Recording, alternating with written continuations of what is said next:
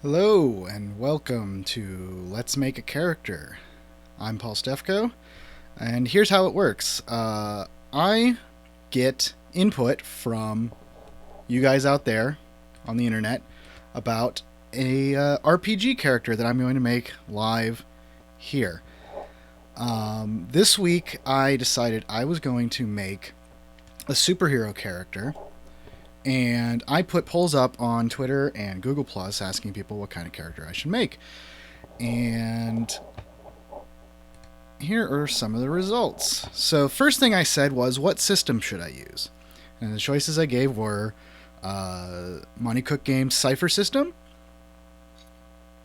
GURPS, Mutants and Masterminds, or Wild Talents. And as you can see, the winner is Mutants and Masterminds. Now, I'm going to be using the second edition because I'm just more familiar with it, but it is currently available in a third edition. The general process is pretty similar between the two editions, so this should still give you a good idea of how the new edition plays as well. The next day, Tuesday, I put up a poll asking what kind of superhero I should make. And the choices were a blaster, like an energy projector, a brick, which is, a tough, strong guy, a mentalist, which is somebody with psychic powers, and a speedster, somebody who's super fast. And clearly the speedster won there, as you can see. And then on Wednesday, I asked what kind of power source would this character have, and choices were biology, including mutation like the X-Men, magic, or technology. And this was a closer bout, but biology won out. So this is going to be some sort of either mutant or biologically altered person. In discussion on the Google Plus poll, I did point out that I would consider the Flash, who's the archetypal speedster from DC Comics, would fall into the biological category because while his powers did result from a scientific accident, he doesn't require technological trappings to keep them going. And then finally, yesterday, I put up one last poll and I said, what is the nature of this character's super speed powers? And the options I had were, elemental, like he, is powered by lightning, or something like that. Kinetic energy manipulation, which means he just, sort of psychically increases the amount of speed that he has, or can manipulate kinetic energy even in other objects. Hypermetabolism, which means he's just naturally really fast, he moves really fast. Or time dilation, which seemed to really grab everyone's attention because that was the clear winner of the lot. And so that's what I'm going to be working with. Today I didn't run a poll. I just asked folks for ideas for cool tricks that somebody with this power set could do, and I got some interesting ideas, so I might be working that input in as well. So here we go. I've already got a little text framework set up for the character in a Google Doc, and I've got the rulebook open as well. I'm also going to be using the Ultimate Power source book because it really breaks down the power creation rules and gives a lot of examples and explanations and expansions of that material. Now, Mutants and Masterminds is a point-buy system. So I have a certain number of power points, which are abbreviated as PP. And for this character, so Mutants and Masterminds has levels in so much as they are kind of benchmarks and they set maximum values for things, especially combat values, so that everybody can be assumed to be operating on an even playing field. For this character, he or she or it or they are power level 10, which is sort of the default 4-color superhero point level. This would be your typical Avenger or modern X-Men or what have you. And that means that the character at power level 10 has 150 power points to spend. So let's just dig in and get started. We'll switch back to the core book over here. And so Mutants and Masterminds, it's a D20 system derived from the 3rd edition D&D core rules in a very like cousin of a cousin kind of way. It uses the 6 ability scores that you'll recognize from Dungeons and Dragons. So you've got your strength, your dexterity, your constitution, your intelligence, your wisdom, and your charisma. But since it's point buy, there's not going to be any rolling for any of these. Instead, you buy them with the power points. Now, each of them starts at 10 for free. And if for every point that you raise them, you have to pay a power point. And the 10 and 11 are typically considered to be the average for a normal human being.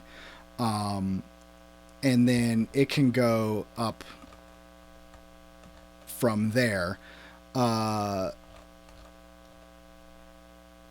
Although if you are buying the ability scores as deriving explicitly from the character's superpowers, you can actually buy them down here in the power section as an enhanced trait. But we'll get to that in a minute once I start messing around with powers. For now, we'll talk about the character's sort of stock abilities as a normal human without any of the powers factoring into it. So for Speedster, they don't typically have to be particularly strong or tough, which is strength and constitution. But I think this character might benefit from being a little above average in these areas. So I'm thinking this person was at least moderately athletic even before you factor in powers. So I'm going to give them 12s in strength and constitution. And that'll be 4 points spent. That means that they're just slightly above average in strength and slightly above average in how hardy and tough they are. Now, one thing that you do expect from a speedster is a high dexterity, and I think that's a decent assumption to work with. So I'm going to give them a 14 in their dexterity, which means they're decently better than an average human in how graceful and agile they are. Now for the 3 mental abilities, I could go, the Flash route and have them be, pretty smart. I mean, the Flash is a Barry Allen Flash is a forensic scientist after all, and is smarter than your average bear. I like the idea of making this character more wise. Wisdom is both sort of your ability to cope with things as well as your perceptiveness. I'm going to give this character a wisdom of 14. And I'm just going to leave intelligence at about average level. And just because superheroes are often charismatic, either they're scary and intimidating like Batman, or they're quipping and taunting the bad guys like Spider-Man. I'm going to give this character a 12 in charisma, just to give a little slight edge in the interpersonal areas. So there I've spent 14 points in ability scores. And an easier way to figure that out, if you don't want to spend time jotting the points down like I did, is once you've got the ability scores recorded, add them all up and then subtract 60, because they all start at 10 for free. So whatever the difference is, that's how many points you actually spent on it. But for now, I'm going to move that point down to the totals line at the bottom, and I'll keep a running tally down there once each section is done. Now, what do these numbers mean? If you're not familiar with the D20 rules, which Mutants and Masterminds 2nd edition is based on, each of these scores gives you a modifier that is attached to them that will actually add on to dice rolls that use those abilities. So basically how it is, every 2 points you go above 10, and that's an additional +1 modifier. So you've got +1 strength, +2 dex, +1 constitution. Your intelligence is just average, so it's +0, +2 wisdom, and +1 charisma.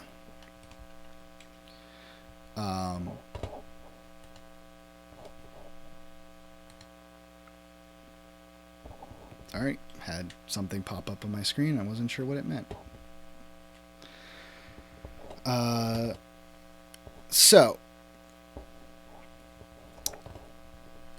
that is it for ability scores for now. We may go back and tweak these when we figure out how many points we have left to play with at the end. Now, I like to move straight on to powers, because the bulk of the points that I'm going to spend are going to be in those powers. And they really, I mean, as we're talking about superheroes, you're talking about their powers. So let's start looking at what makes this character a superhero, a super powered being at any rate. I'm going to switch over to ultimate power, and so this character is a speedster. So the primary power that we're going to be looking at is powers that we're going to be looking at are things that make this character fast. So Mutants and Masterminds gives a sort of pre-made way to do this, which is the super speed power right here. What that does is lets you move fast. It lets you perform out of combat actions, like doing research or working on a car engine. Lets you do them super fast, and it makes your initiative checks higher. So it lets you act faster in combat. So it is what is called an array, a power that is sort of a collection of other powers, all under one umbrella. In addition to being fast and going first and being able to do things quickly, the super speed power as it's presented here also gives you one additional pick from a big list of what are called alternate powers. And so what these alternate powers are is you get one of these for free. And then you can take extra ones for only another point each. And it basically becomes a menu that you can choose from round to round of which of these powers you're going to use. So I'm going to take a look at all of the different options. And I personally like the rapid attack option, which basically says that you make one attack roll and you hit everybody that's within your power rank, your level in super speed times 5 feet. So it's a big area attack. You hit everybody. And it's really great for taking out whole rooms full of mook characters. So I'm going to choose that as my base ability for super speed. So I'm going to write down super speed. I'm going to put X because I'm not sure what power rank I'm going to have it at yet. And then I'm going to write down rapid attack as the option that I chose. And then so to find out how much this is going to cost me, I look up here in the power description at the cost line, and it says 5 points per rank. So I'm just going to put 5x power points there for now. Now, when I'm deciding how many ranks I want in this, I need to look at primarily one thing, and that's going to be how fast a given rank will make me. Now, super speed is actually a collection of a few power effects, which Mutants and Masterminds, and especially in this ultimate power system, every power is made up of one or more power effects. And in this case, super speed is the quickness effect, which is the do things faster out of combat. The speed effect, which is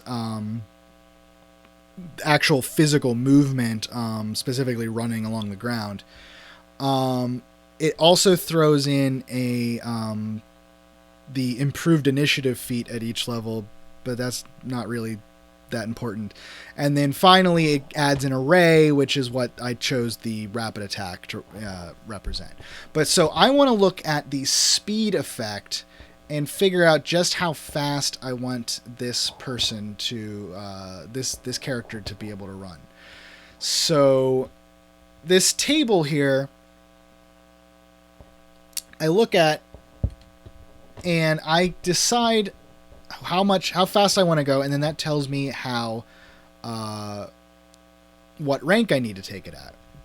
Now, because there's no inherent attack, no inherent damage bonus associated with any of the parts of this super speed power, it's not limited by the power level that I set. Remember that I said that power level acts as sort of a cap on combat abilities. So basically, anything that provides a damage bonus or a bonus to your ability to absorb damage is basically hard capped at the power level.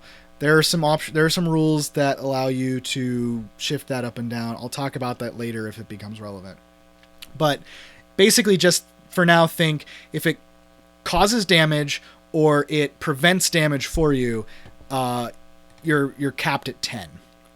But since super speed doesn't do any of that yet, and I could add on effects that do that later, but that will come later. It's not capped at that level. However, looking at level 10, that would be 10,000 miles per hour. I don't really need this character to go 10,000 miles per hour.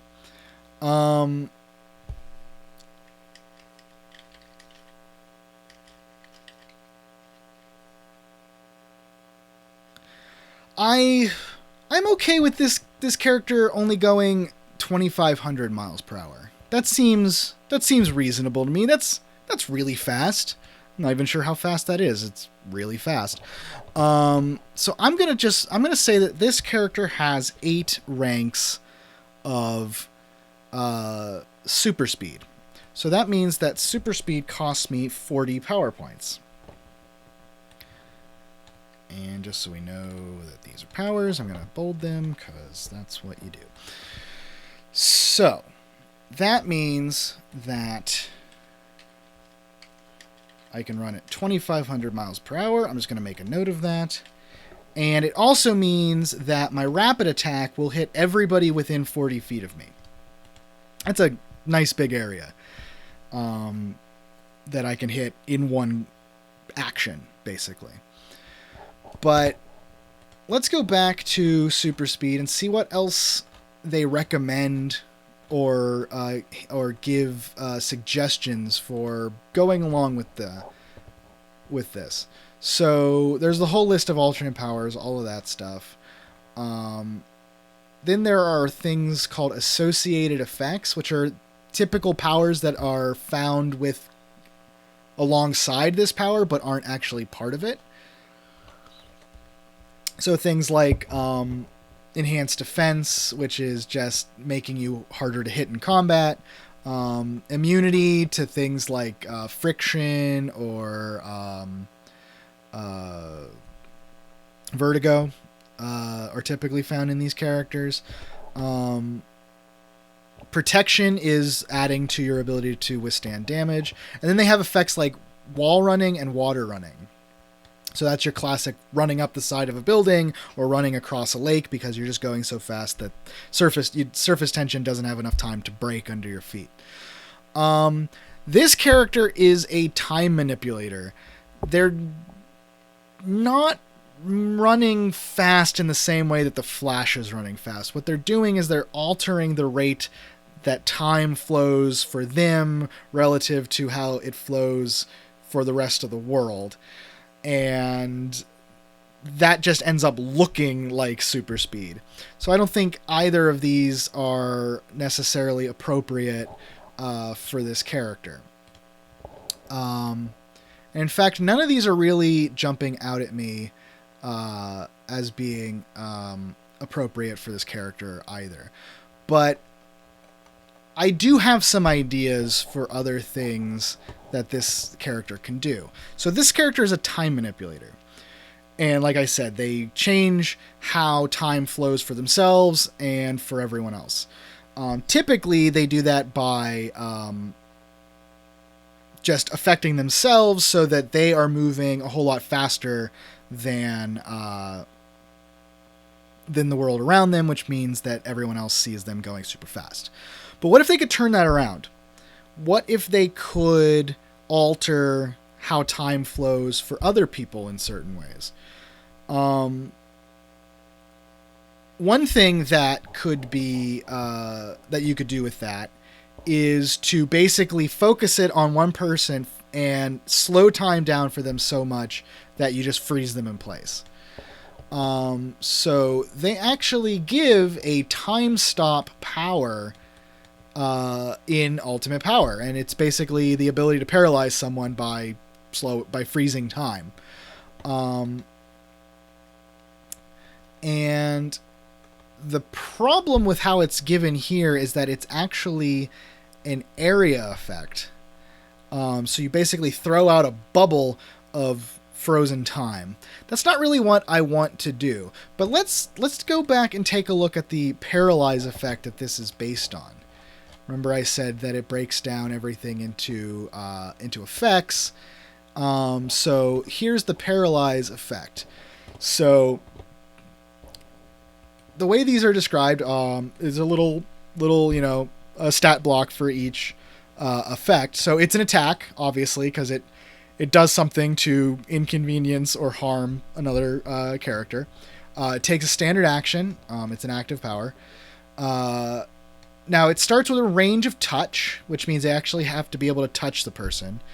It has a duration of instant lasting. That there's rules behind that, but all you need to know is that it happens, and then it basically it's no longer under my control. I don't have to concentrate on it or anything.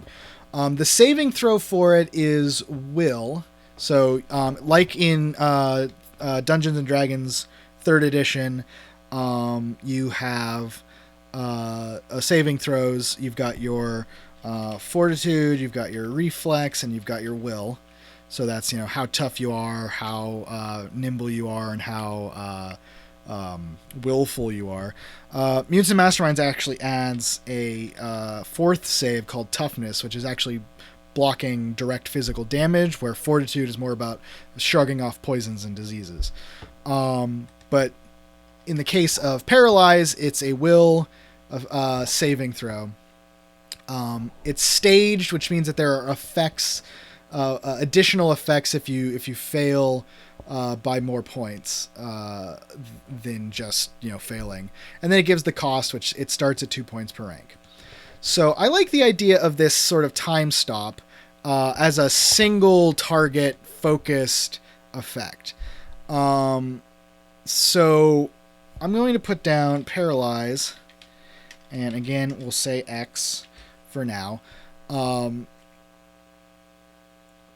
But I'm going to tweak this a little bit, because instead of being ranged touch, I want this to actually be a ranged power. It can affect someone at a distance.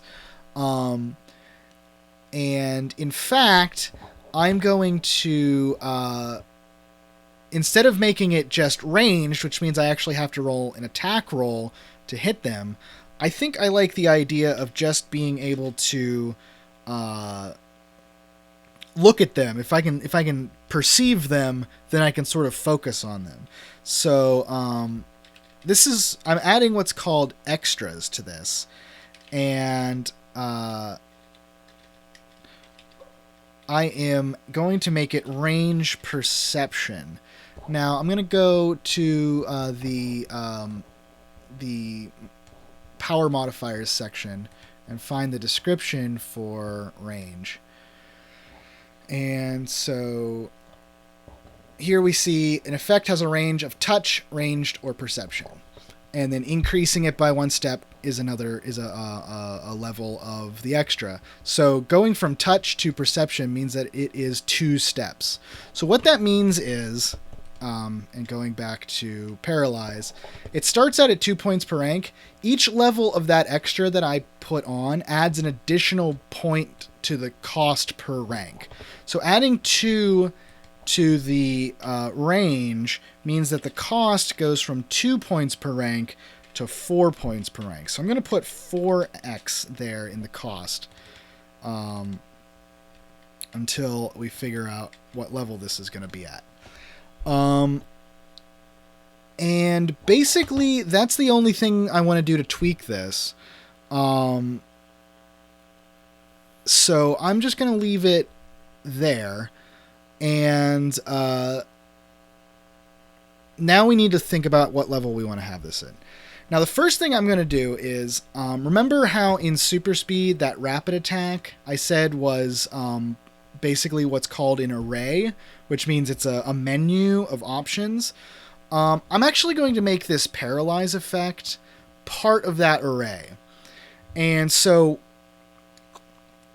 I have 2 points per rank of super speed that I can spend on things in that array. So that means I have 16 power points to spend. Now, since this is 4 points per rank, that means that I can have this at 4 ranks.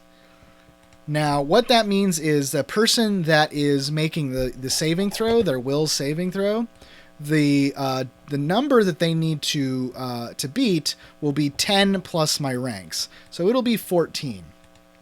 Now, that's not that's not great, especially for power level 10 characters, because you can expect a power level 10 character to have anywhere between, plus 8 and plus 12 on their will save, which means they're almost never going to fail that. So what I can do is I can put flaws, which are the opposite of extras, on the power. And the effect is the same. For each flaw that I add, I reduce the cost by 1 per rank. So let's go and take a look at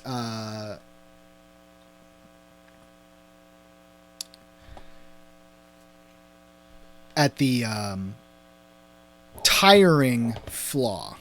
Sorry, lost my train of thought there for a second. The tiring flaw basically says that whenever I use the power that it's on, I get a level of fatigue, which has, some mechanical effects. It gives me some penalties to rolls and such. But I like the idea that to completely freeze someone in time, it requires, me to sort of push myself a bit. So I'm going to put a level of the tyrant. Well, it only has 1 level, so I'm going to put the tiring flaw on this, and that lowers the cost to 3 times the number of ranks. Now remember, I still only have 16 power points to spend on it, which means that I can bring that up to 5 ranks, which I have to, the cost has to be 16 or less. So even though it's just 15 right now, it's still legal because it's under the total points there.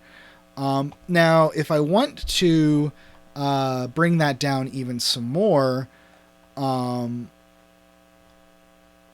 can look for other flaws. And I like the idea that I'm concentrating on this so much and I'm pushing myself so much that it's actually distracting me from defending myself. So I'm going to put the distracting flaw on there as well, which means that whenever I use this power, I lose any dodge bonuses that I have to defense for the next round, because I'm so focused on doing this that I'm not paying attention to what's going on around me. And that's going to be important when we get to my combat statistics. But that lets me bring up this all the way up to 8 ranks for 16 points. Now, I'm not actually spending 16 points on that because it's becoming what is called an alternate power on my super speed, specifically on the rapid attack part of my super speed.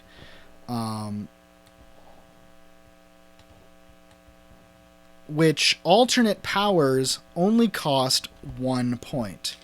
And it actually adds on to the super speed there. So super speed now costs 41 points, and I can get rid of the cost on the paralyze because I just paid 1 point for it. Now what this means is I can't use rapid attack and paralyze in the same round, which doesn't really matter because they're both attack actions, they're both standard actions, and I can only use one standard action on my turn. So really it's just, again, that menu of options, but it doesn't really cost me a whole lot, which is great. So I've spent 41 points on powers so far out of the 150, plus the 14 that I already spent on abilities means that I've spent 55 points, which means I have 95 points left. So I still have plenty of room to mess around with. So let's talk about my combat scores for a second. Basically, the way I view this character is a time manipulator. So basically, they are speeding themselves up so much that the world around them can look very, very slow, which means that they have a lot of time to react to incoming attacks and get out of the way of a swinging punch or energy blasts or whatever. So they have a very good defensive ability, but it's based on their power. So that means it's actually an enhanced trait, and it's going to be enhanced defense. We actually, I said when I was looking at super speed that I didn't like the look of any of the associated effects that they had, but I was lying because I just remember that enhanced defense is actually on there, on that list, and right here.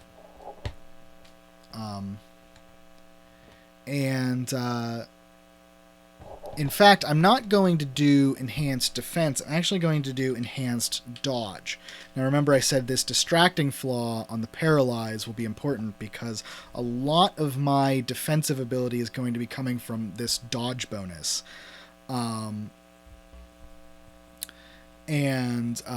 Right here. So I'm actually going to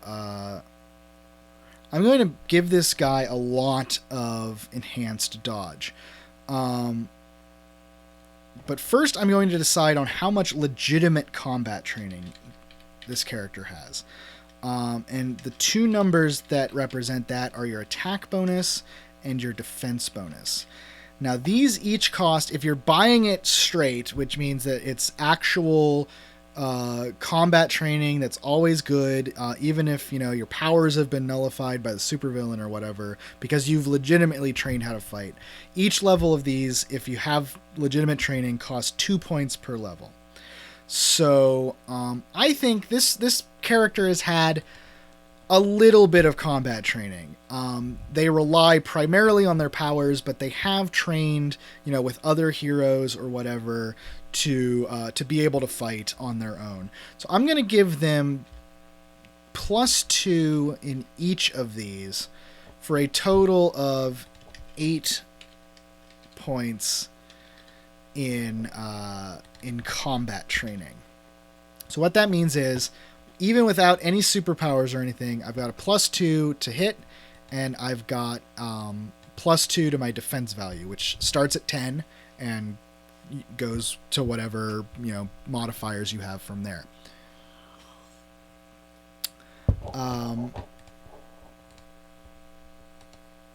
So that's a very small amount of combat training, but a lot of it is going to be boosted up by the powers. So let's go back to the enhanced dodge. So what that is going to add on to this defense, but anytime that I'm caught by surprise or distracted, say by my paralyzed power, I'm going to lose all of this. And I'm basically going to have to rely on my basic training. And in fact, for defense, half of this value is actually still a dodge bonus. So I'm actually only going to get half of this when I'm distracted. But I want this guy to be very hard to hit. He's not going to be as tough as your mainline combat guys would be. So I want him to be harder to hit. So I'm actually going to give him 10 whole ranks in enhanced dodge. Which actually brings my defense up to +12, which means I'll have a 22. Somebody will have to hit me, who wants to hit me will have to roll a 22. But I'm going to note how much I have when the condition is called flat-footed. That's how distracted I am. And I go all the way down. Basically, I cut my defense in half when I'm flat-footed, which is a lot. But what enhanced dodge is... technically, it's an enhanced version of the dodge focus feat. So feats cost 1 point per rank. So this costs 10 points. There. So that is that. Now the same thing can be done for attack, because there are feats that you can take that boost your attack. So I can, or I can just do enhanced attack directly for 2 points per level. So I'm looking at the feats that affect your ability to attack, and they are attack focus, which basically I choose either melee attacks or ranged attacks and add the bonus to those, or attack specialization. I choose a single attack or a single weapon, and I add 2 per rank to that. I do like the idea of this character being slightly more melee focused, so I am going to give them the enhanced feat of attack focus melee, and I'm going to give them 4 points in that. And so that will 63 points on powers. I think that that's going to be enough.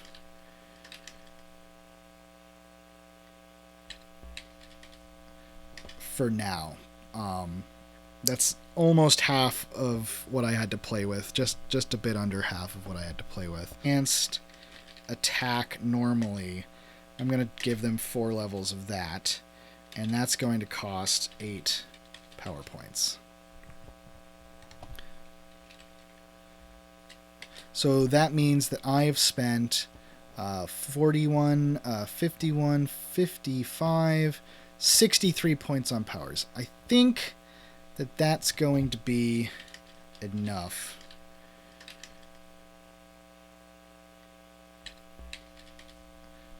For now.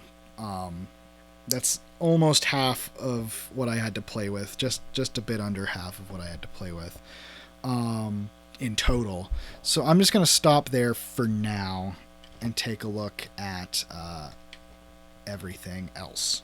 So, in fact, that actually means I have plus 10 melee. I've got plus 6 for ranged. Okay. So, another number that I have over here is my initiative value. So for initiative, it starts out equal to my dexterity bonus. So it starts out at +2. But then I add 4 for every rank of super speed that I have, which is another 32, which means I have 34 in initiative, plus 34. That means I'm probably going to be going faster than anyone else, barring another speedster in the fight. But what if I wanted to just say, I want to beat any speedster I come up against? I can actually take a feat called Seize Initiative over here in the rules. So Mutants and Masterminds has a currency called hero points, and hero points let you do extra cool things like special tricks with your powers, something that you haven't normally that you didn't pay the points for to have all the time. You can spend a hero point and do it for one shot. Basically, it works like an alternate power. Like I had it worked into with my paralyze effect. It lets you shrug off fatigue, so if I get tired by that, I can spend a power point to shrug it off, and it lets you do all kinds of cool things. What the Seize Initiative feat says is I can, if I want to, if I just want to go first, I can just spend a hero point and I go first. So I like that so much. I'm actually going to buy it with a feat. So I'm just going to put it in my feat section, and remember that costs 1 power point. So I'm going to put 1 power point down here just so I remember that I spent it.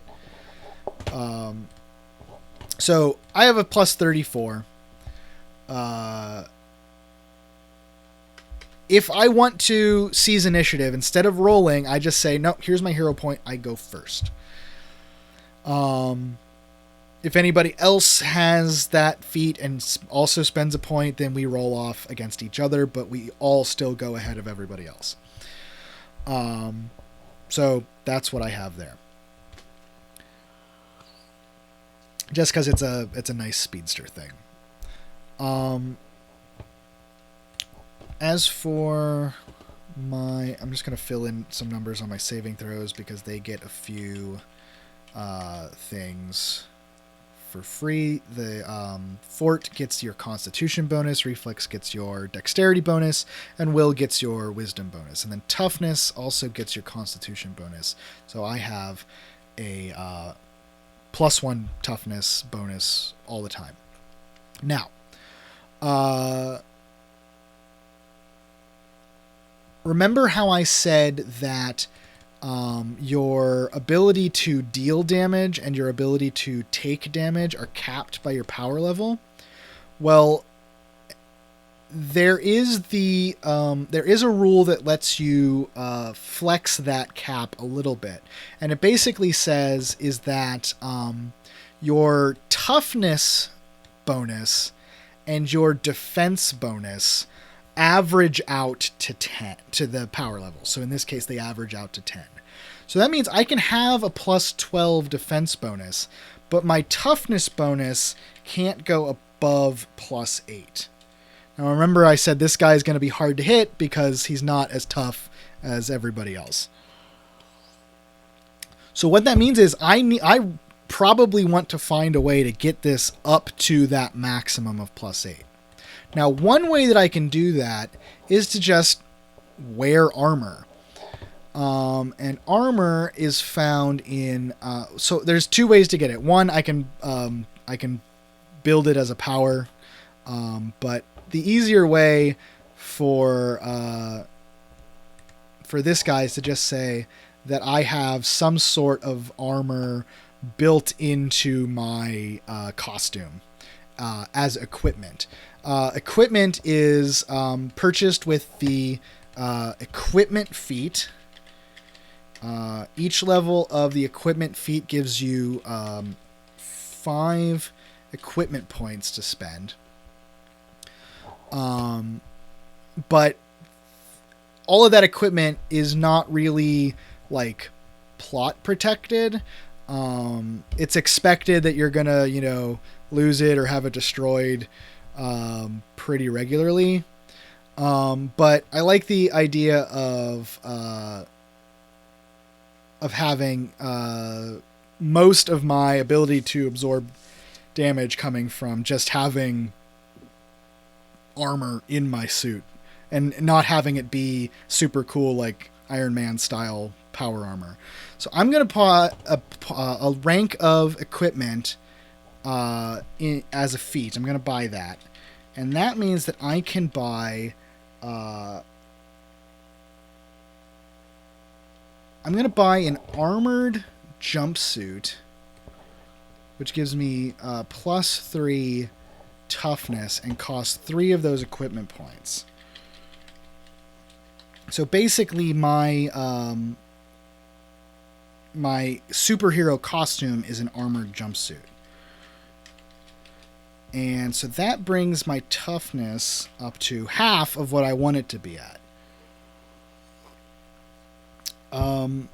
Now the rest, I can get the rest of the way through feats, because there is a feat called defensive roll, which basically says that I am, trained in rolling with punches and, just sort of using my agility and dexterity to get out of the way, or to lessen the impact of a blow. So I'm going to give 2 ranks of that to sort of go along with the combat training that I bought legitimately. So that will bump my toughness up to 6, and then I'm going to go back to my powers, and I'm going to add on 2 more levels of defensive roll as an enhanced feat, which brings my enhanced feat ranks up to 6 for 6 points. And that means that my toughness is now up to 8. However, defensive roll is basically like the dodge bonus to my defense. So when I'm flat-footed, I lose all of that. So when I'm flat-footed, when I'm distracted, I get I only have a +4 when I'm flat-footed for toughness. So when this character is distracted or caught by surprise, they are very, very vulnerable.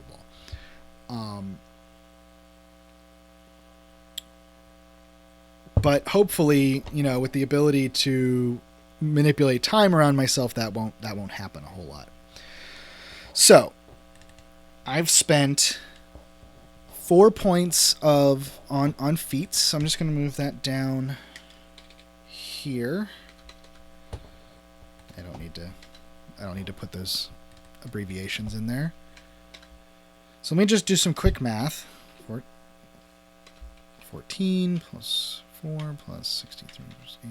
So I've spent 89 points so far out of 150. So I have 61 points left. That's still a good number to play with. While I'm down here, since I've been looking at toughness for a while, I'm going to look at my other saving throws. Now, these have a cap, but it's not as strict as the cap for toughness and defense. It is capped at the power level +5, which means that I can have any of my fortitude, reflex, or will as high as 15 at power level 10.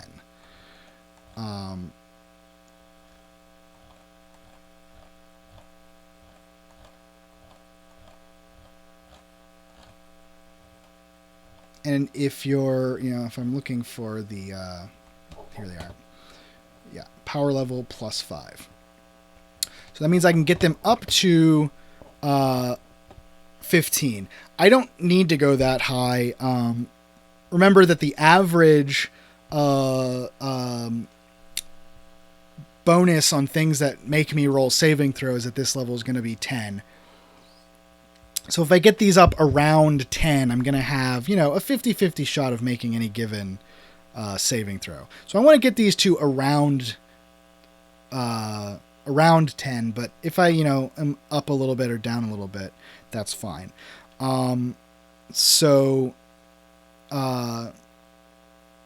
These I can just buy up, and they cost a point per level. So I'm just going to put 7 into fortitude. I'm going to put 7 into will, and then I'm going to put 9 into reflex. And so that should be 23 if my math is correct, which brings me to 8 in fortitude, 11 in reflex, and 9 in will. Which means I have 38 points left to spend. Now, I'm going to go and look at skills now. And skills in Mutants and Masterminds 2nd edition are dirt cheap. You get 4 ranks in skills for each point that you spend in skills. So what I usually do when I'm making a Mutants and Masterminds character is I just come to the skills table here on page 41, and I just go down and say, okay, what level what skills do I want them to have, and what level do I want them to be at? And they actually give a handy dandy sidebar here on page 38 that says skill benchmarks. So it says 1 to 4 ranks means basic level of training. 5 to 8 means that you're a professional. You could use that skill to make a living. 9 to 12 ranks means you're an expert.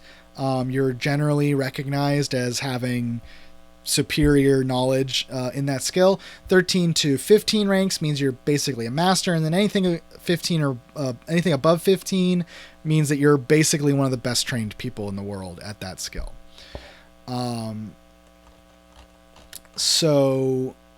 And the easiest way to buy skills is to just, go in multiples of 4, because remember, every 4 ranks costs a point. So thinking about what we had this character set up as, they're moderately athletic. So the skills like for that that I think would be good are acrobatics, climb, possibly escape artist, possibly, maybe. Then we know this person is wise. I definitely want them to have the notice skill at a high level. So first thing I'm going to do is I'm just going to put notice, and I'm actually going to give them a plus 12. Because remember, they can slow time down for everyone else, and the world just seems to go by in super slow motion. So they have plenty of time to look around and observe the world around them. So I'm going to give 12 ranks in notice. I'm going to give 4 ranks in acrobatics. I'm going to give 4 ranks in climb. Remember I said that this person, is moderately more charismatic. I'm going to give them diplomacy at 6 ranks. And I'm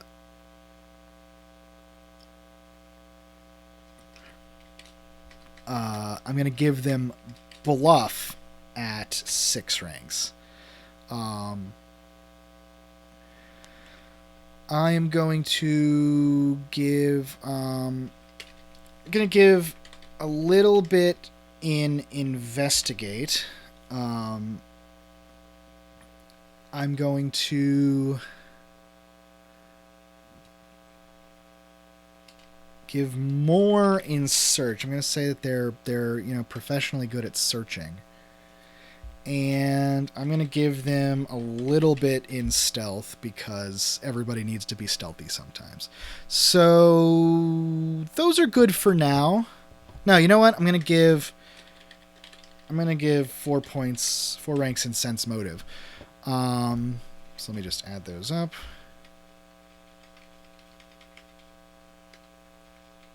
So that's 52 ranks in powers, which is 13 power points.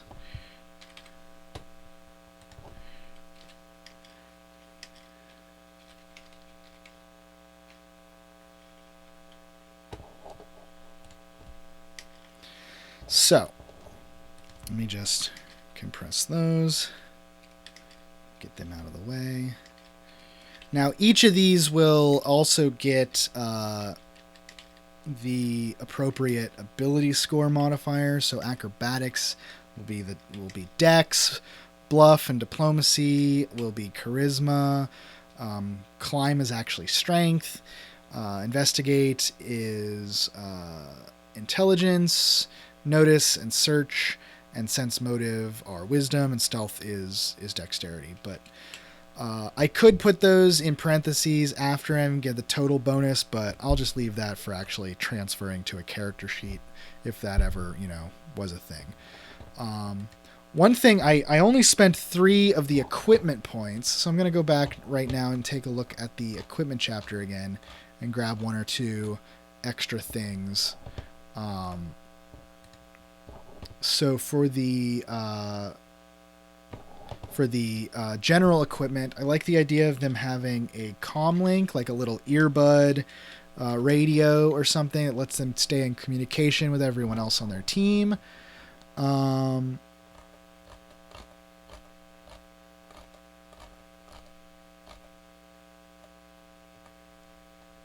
And anything I can buy for another point. Let me go back to the general equipment list, because they have 1 point things on there.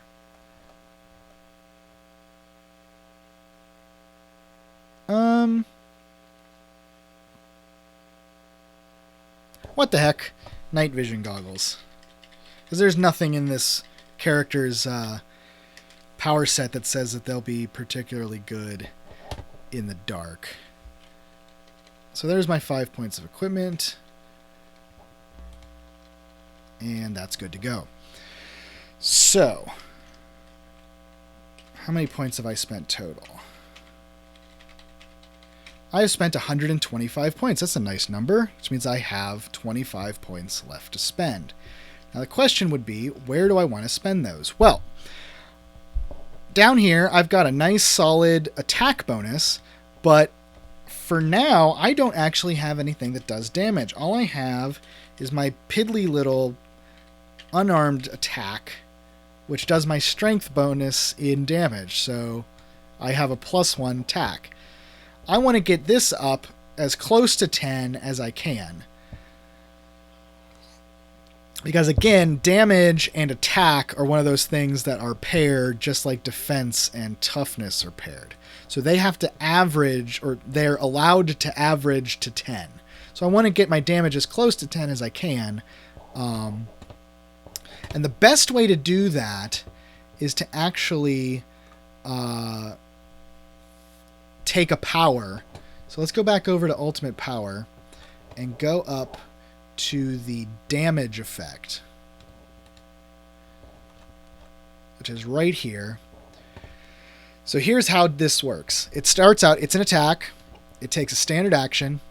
It starts out at range touch. Duration is instant because it just happens and it's done. It affects the toughness save, and it starts at 1 point per rank. So, the classic speedster attack is to just run up to somebody and punch them at, supersonic speeds. I get that effect by, increasing the amount of time, or increasing the rate at which time flows for me, so that relative to somebody else, I'm going super fast. So I'm going to put down here, I'm going to put a damage effect. But actually, I'm not going to put damage because they've already prepackaged this for me as the strike power. This power inflicts damage in melee combat. That's what I like to hear. It might be claws, energy fields, focus, striking strength, and so forth, depending on your power descriptors. So, here's the thing that I need to look at first, though. Your strike rank substitutes for your strength modifier to determine your melee damage. This means there's no reason to take strike at a rank less than your strength bonus. So I have a strength bonus of +1, which means any amount of strike is going to equal or exceed my strength bonus anyway. So I'm good to go there. So I'm just going to put down strike. That way I know that it's melee damage without any bells and whistles. And remember, I just want to get up to 10. So I'm just going to put 10 in it.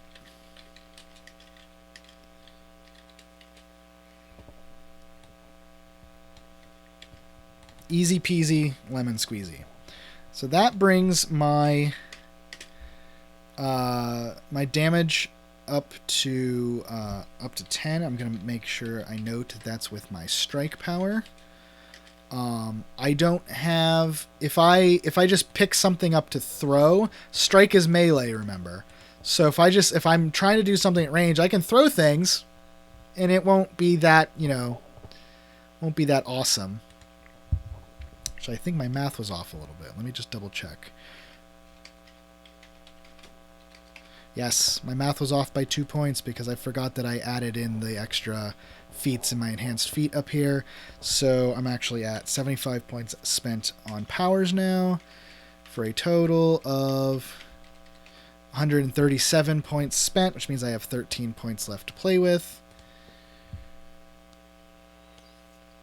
Now I could, if I wanted to save points, I could take this strike and I could put it up here as an alternate power on my super speed, and then that would be just 1 extra point on the on the super speed cost. But I like the idea of having that strike be its own little independent thing, which means that when I do my rapid attack, every time I hit somebody, I'm doing that strike damage.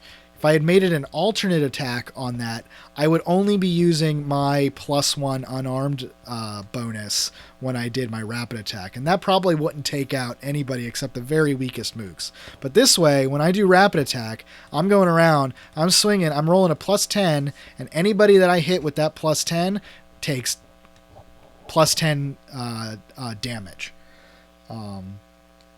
I should probably talk about how damage works. So instead of having hit points and just checking off hit points until you're dead, Mutants and Masterminds uses a toughness save against damage.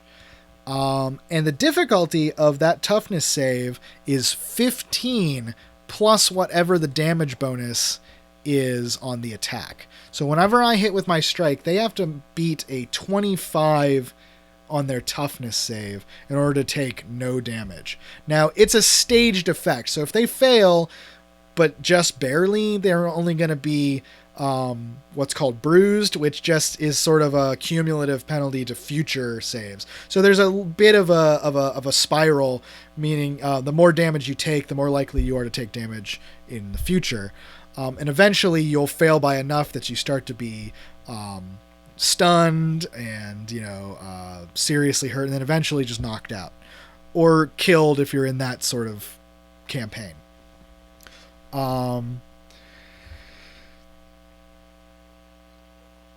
But as it is, I have a +10 damage with my strike, and I have a +10 to hit on melee. Strike is melee, so I'm averaging out right where I want to be.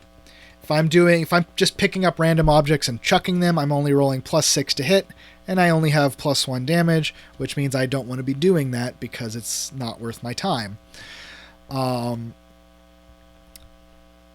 So I have 13 points left to spend. Where do I want to put them? Well, I want to go back and look at feats, because there's a lot more feats that I could have that I haven't even looked at yet. And the ones that I particularly like, especially for builds like this, there are feats that basically let you trade off these paired values in different combinations.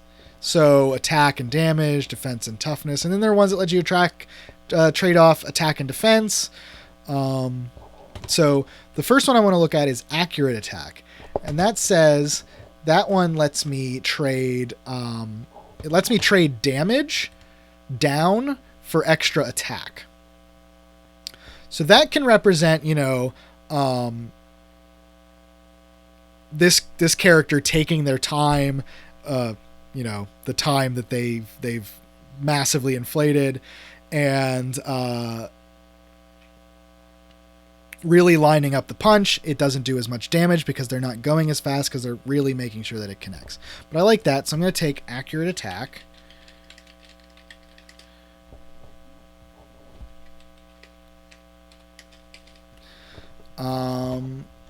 And then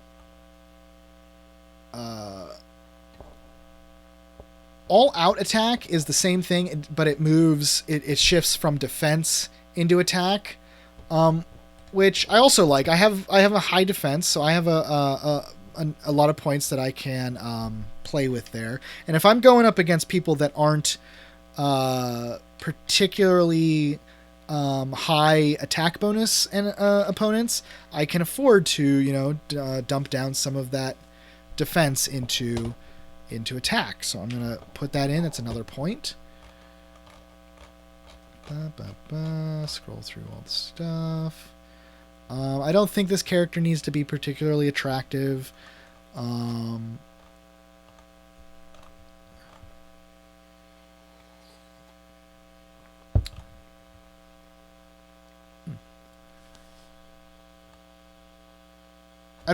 So defensive attack lets you trade off your attack bonus for defense. I don't really need that.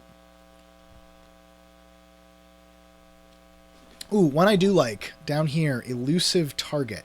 Whenever I'm in melee with someone, which is, where I want to be, people that are trying to shoot me with range attacks have a harder time. So I'm going to put that in.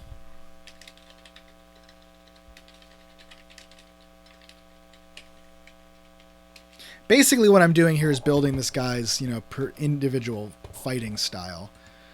Let me just get a...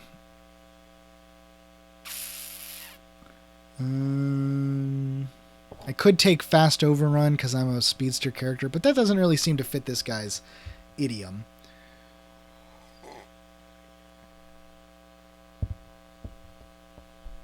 Ooh, okay, here's one that doesn't at first seem to fit, but bear with me. Hide in plain sight.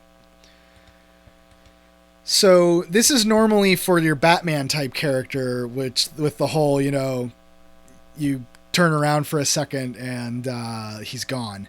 But what if, because this person can, alter time and move super fast, what if they can just 1 second they're right in front of you and the next second they're over around the corner and hiding from you? So I'm going to actually give them the hide in plain sight feat. And since I'm giving them that and sort of working it into their character concept, I'm actually going to go back and I'm going to bump up stealth a little bit more. Add 4 ranks into that, which costs me 1 extra power point.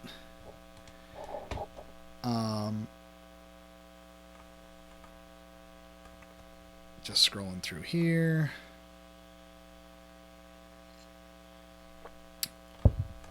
Seeing if there's anything else that I like the look of. I have a whole mess of improved initiative from that super speed package. No.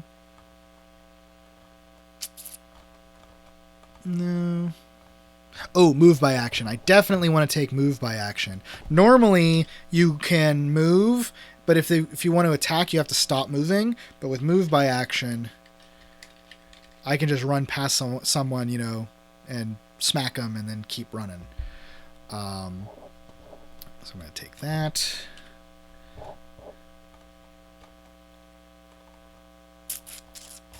Already have seize initiative. That's good.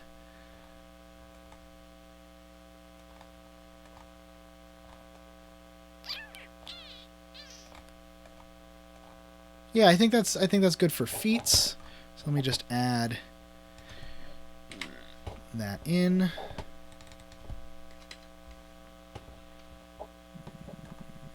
Let me just double check my math.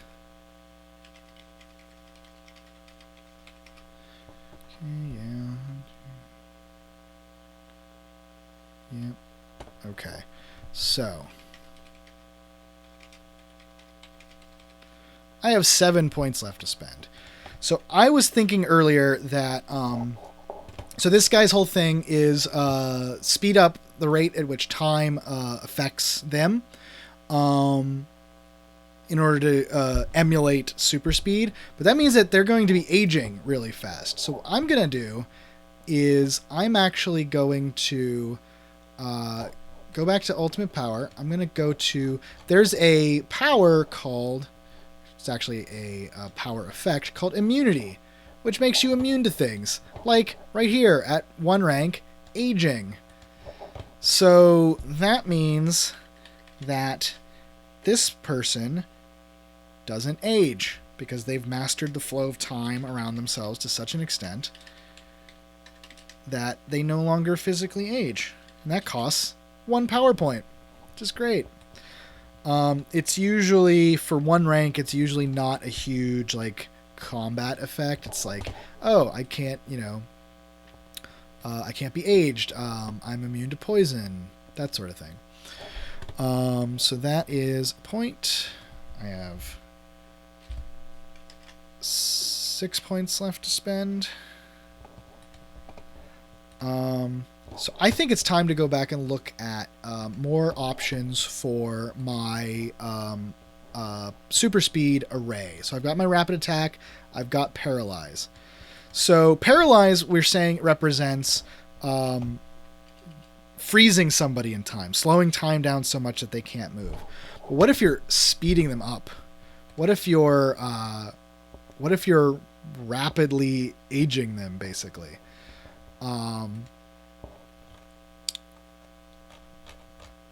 let me just go through and see if there's anything in the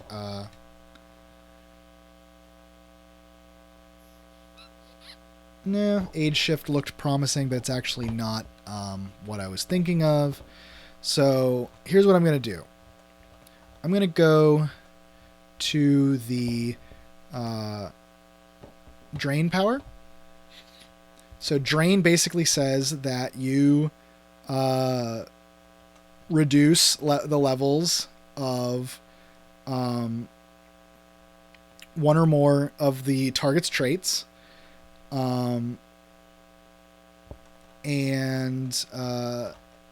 Basically they come back slowly.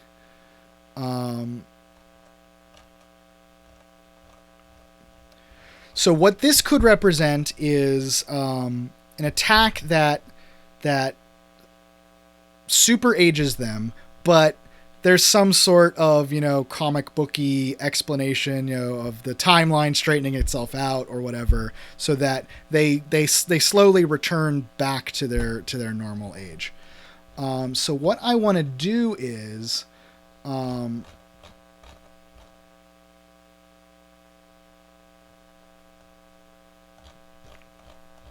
I need to find out what level I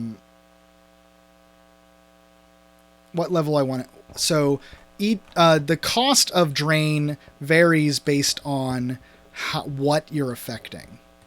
So at 1 point per rank, you pick a single trait, such as strength score or will save bonus, chosen when this effect is acquired. So it will always be drain strength or drain will. At 2 points per level, you can do any appropriate trait one at a time, such as any one ability score, or skill, or feat at a time. For 3 points, you drain all of the traits of that type, so all ability scores, and that's actually, I think, where I want to be. So it'll be 3 points per rank to start. Now it's range touch. So again, we're going to say drain ability scores X. So we want to bump that up to range perception.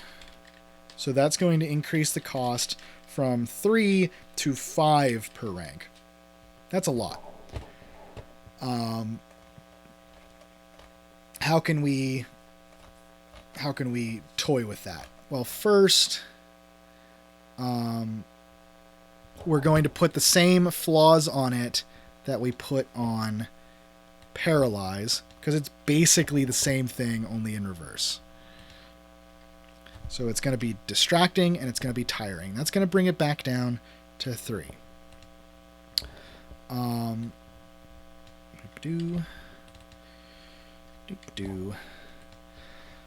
Now, let's see if there's any other flaws that I feel like trying to work in here to bring that point down. Otherwise, it's just going to be 5.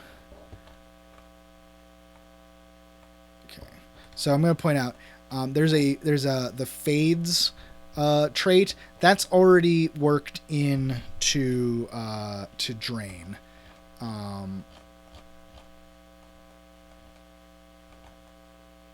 Lost points return at a rate of 1 per round. So yeah, fade is already worked in to this power. So going back, okay, can't do that.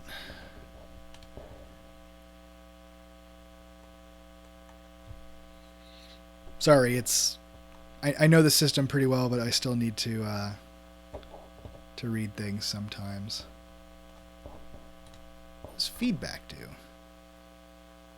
Nope, that's for things that create manifestations.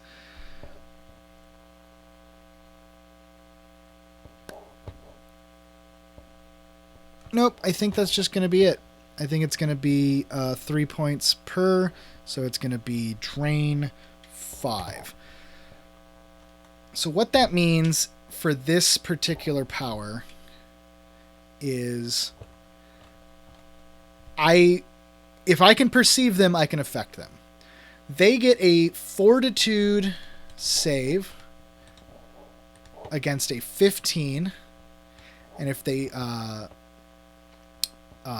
for each point that they fail by, they lose 1 point out of all 6 of their ability scores, up to a maximum of 5 from each score. And then those points come back at a rate of 1 per round. Now, because this costs 3 points per rank and I can only afford 5 ranks, I'm at 15 out of the 16 that I'm allowed. That means that I can buy a level of the slow fade power feat. Now, power feat, like it sounds, is kind of like a character feat, like the ones I have up here, but it only applies to one specific power.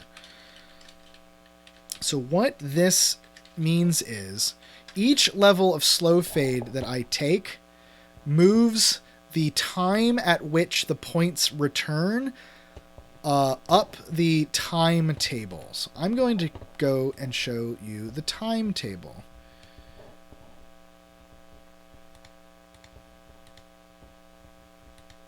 If I can find it. Duration.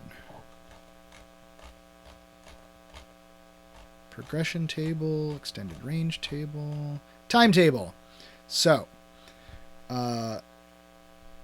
normally they would come back every 1 every round, which is 6 seconds, which is 1 round.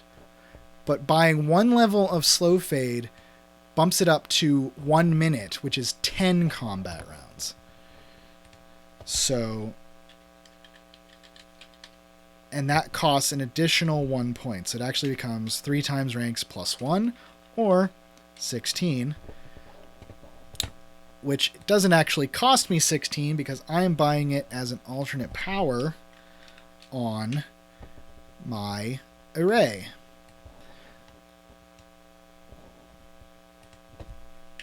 Like that.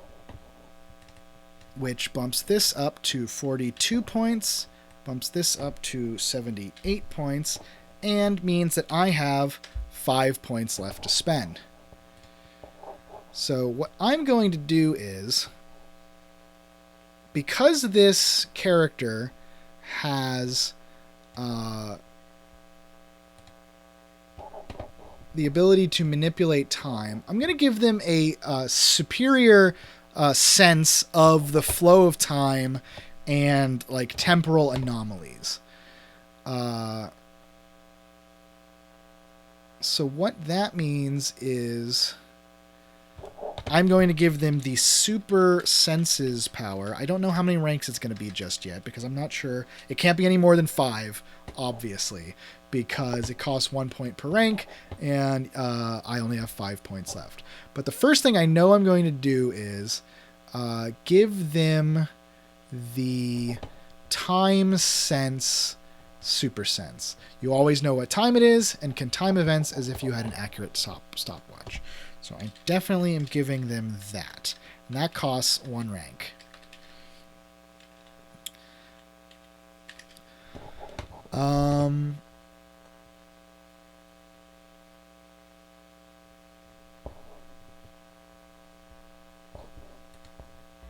So I'm descriptor awareness. So what that means. So in Mutants and Masterminds, every superpower has descriptors. Because it's effect based and you build your powers from these basic effects, how you differentiate like one strike from another is through descriptors, which are just what they sound like. They describe the power. So I have strike based on speed. Somebody else might have strike because they have snicked Wolverine claws. Another might have strike because they wreathe their fists in some form of energy attack or something. Descriptors don't cost any points. They don't give you any points back. They don't necessarily have any mechanical effect, although a GM that likes playing with descriptions can. But what they do is they interact with certain powers. So in the case of super senses, I can take a descriptor awareness. So I choose a descriptor, and then I can sense that with a sixth sense whenever a power with that descriptor is in use. So I'm going to say that I can sense temporal power. So I have temporal awareness. So what that means is it's a standard ranged sense.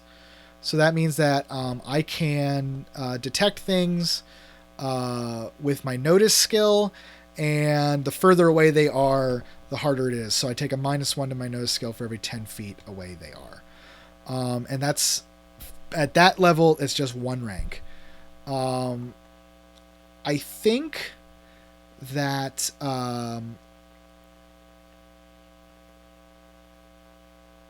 am going to make that acute, which right here, acute is, it says I can sense fine details. So I can distinguish and identify different subjects. Which is great. If I'm up against a bunch of other, time power using people, I can start to tell them apart. Since it's for a single sense, it only costs me 1 rank. I am also going to make it analytical, which means that I can get specific information when I sense it. So, is time running faster? Is it running slower? Is it running backwards? Is somebody traveling through time? All of that stuff. And since, again, it's just for 1 rank, or for 1 sense, it costs 1 rank. And I don't need to make it accurate. Or do I want to make it accurate? Nope, I can't afford to make it accurate. I only have 1 rank left. So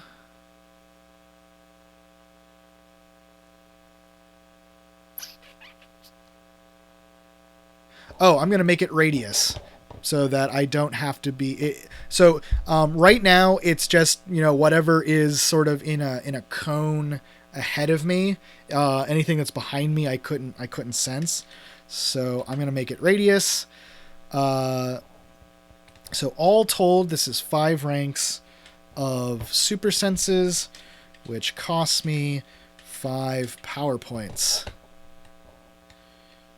Like so. Okay, so let me just get all my math done again. Maybe next week I'll do something that's not point-based.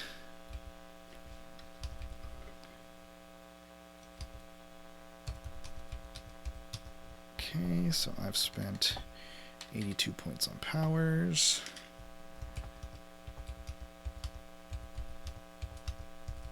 Okay, that should be my 150 points. And so yeah, this is an interesting character, I think. They wear armor. They have a little earbud. They have night vision goggles. They've got a pretty fun little fighting style, trading attack and defense around. Hard to hit at range when they're up close to somebody. A decent selection of skills. A nice but not superhumanly awesome ability scores. A nice array, a nice range of powers, including some interesting attacks. They're decent in combat. I've got all my numbers up. One thing that I didn't put in, there is a knockback effect. Because to emulate knocking people through buildings and stuff. Anytime that you're hit with a damage effect that stuns you, there's also an amount of knockback, and you resist that amount of knockback basically with half of your toughness bonus, not counting it whatever you lose for flat-footed. So basically half of whatever this value is. So my knockback is only -2. Now again, I have to be hit and I have to be damaged enough to stun me. But if all of that happens, then I'm probably going to go flying.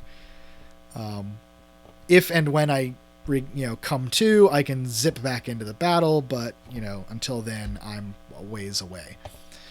The last thing that I want to talk about that doesn't deal with points, but is really key to making interesting and fun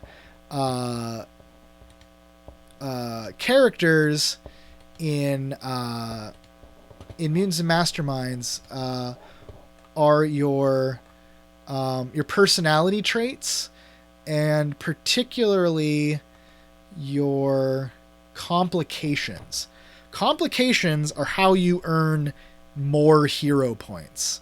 There are a few other ways, like whenever the GM uses hero points against you, he gives you hero points. But the best way for making characters is to give them interesting complications, which will feed them more hero points whenever they come into play. If you're familiar with Fate, it's basically compelling aspects is the same idea. And they give a bunch of examples. So you could be accident prone. You could be addicted to something. You could have a recurring enemy. You could be famous and that causes you problems. You could hate something so much that it overwhelms you. You could have a strong sense of honor. You could be obsessed with something, scared of something. You're part of a minority group that is subject to prejudice. You personally have a bad reputation.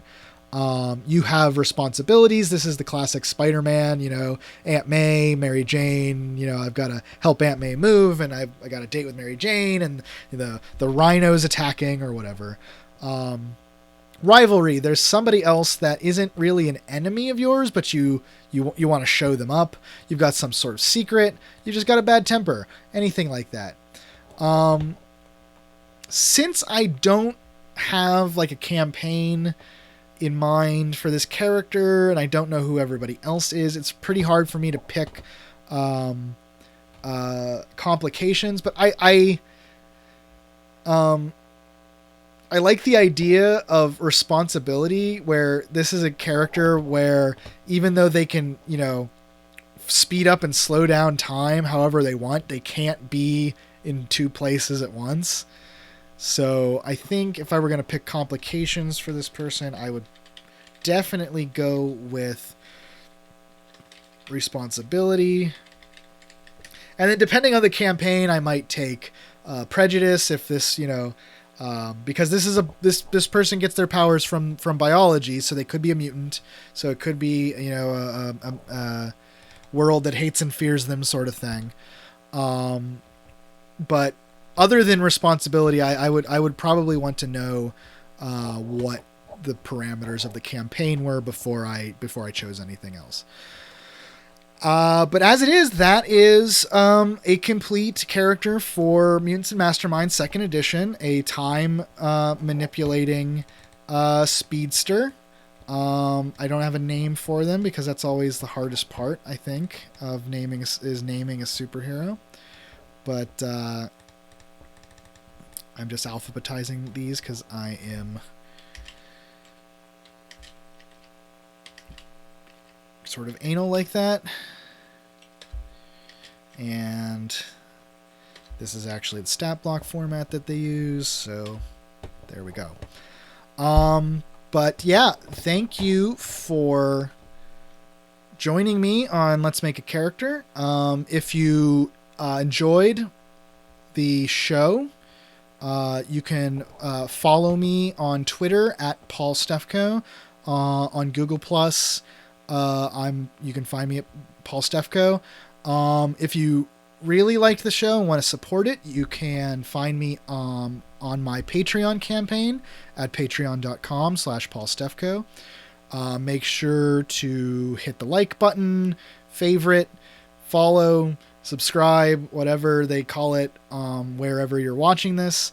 And thank you again. And I will be doing this again next week. So keep an eye on those social medias for my next set of polls so you can have your input heard on the show.